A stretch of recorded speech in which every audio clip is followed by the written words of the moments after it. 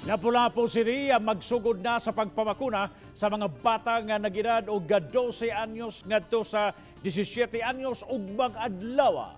Si Luan Mirondina adunay live report. May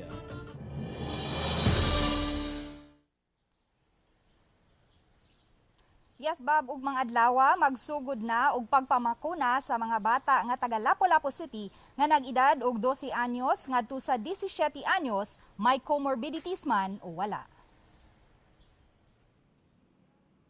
Aron makatabang sa iyang pamilya, human mawadi og trabaho ang iyang amahan, naninda og bottled water ang 12 anyos nga si Jan Mardungog. Dili ra hinuon layo ang iyang pwesto sa gamayng tindahan sa iyang apuhan. Kay pulos bakunado na ang iyang apuhan ug amahan, buot usab ni Jenmar nga magpabakuna batok COVID-19. Nababakuna mo po akong magpapa para di mo takda ng COVID. Para ang mga bata na po, luwas na ang pagawas-gawas ng usap-usap para po sa ilahang pag-eskwela, face-to-face na po niya. Halang naalay panagandaan ka. Ako kay bakunado ba yung tanan? Ako mga anak, mga umagat. Suwa kay pagduha o kahadlok. Wala kay wa man ni maunsa. Okay naman kayo sa inubak galit niya. Ganiha, nagtigom ang kadagkuan sa Local Vaccination Operation Center sa Lapu-Lapu City aron sa paghanay sa flow sa vaccination ugma nga ipahigayon sa Hoops Dome. Mato ni Attorney James Sayson, Deputy Head sa Local Vaccination Operation Center, nga gawas sa mga minor de edad nga bakunahan ugma.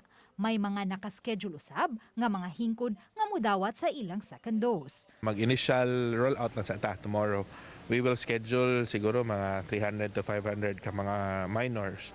Initial lang sa ning rollout. We will test if okay ato ang system. Kay lahi man gud siya og system og flow sa adults, no? Mas kuti ang 12 to 17. Susama man ang procedure nga agian apan ilahi ang linya alang sa mga bata kay pediatrician man ang muhiling kanila. Sukwahi sa mga hingkod, kuhaan usab og timbang ang mga bata sa dili pa bakunahan ug ilahi ang mga bata nga may comorbidities sa walay gihambin nga sakit. Gikinahanglan usab ang consent form sa ginikanan ug sa bata. Nga magdagid sila ang ilang parents, no? Ubanan sila silahang parents, magdahil ang parents og birth certificate to prove nga ilang itong anak. In the absence, pwede sila magdaog school records nga naaangan sa parent, no? Ug wala pod ang parent dinhi, pwede pod mo-execute og affidavit of guardianship. Sa pagkakaroon, moabot na sa 18,680 ka mga batang na nag-edad og 12 anyos ngadto sa 17 anyos nga taga Lapu-Lapu City ang na-master listed. Bob, gipasabot sa Deputy Head sa Local Vaccination Operation Center nga tungod kay initial rollout pa lang kini, by schedule gyud ang pagpamakuna busag gidili ang mga substitution ug mga walk-in hangtod nga ma-perfect na nila ang sistema. Samtang sa pagkakaroon, Bob, ang Hoops Dome pa lang usab ang gi-identify nga vaccination site alang sa mga minor de edad tungod kay kini ang labing duol nga vaccination site sa hospital. Bob? dahil salamat Luan Mirondina sa imong live report.